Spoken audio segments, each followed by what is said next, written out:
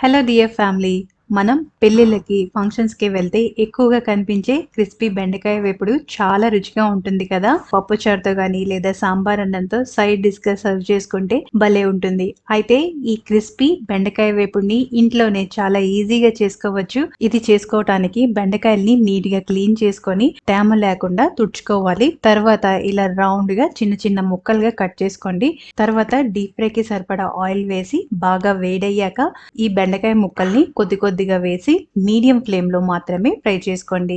High ఫ్లేమ్‌లో పెట్టుకుంటే బెండకాయలు లోపల పచ్చిగా ఉండి పైన బాగా మాడిపోతాయి.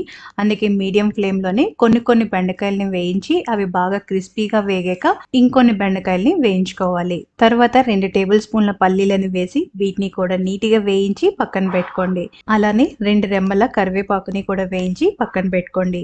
కూరకి కావాల్సిన ఐటెమ్స్ అన్ని ఫ్రై చేసుకున్నాం కదా!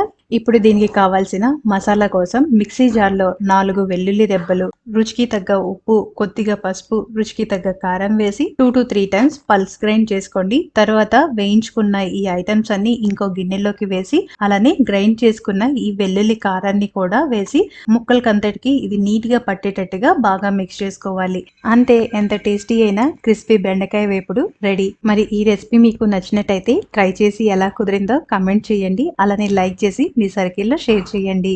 Thanks for watching.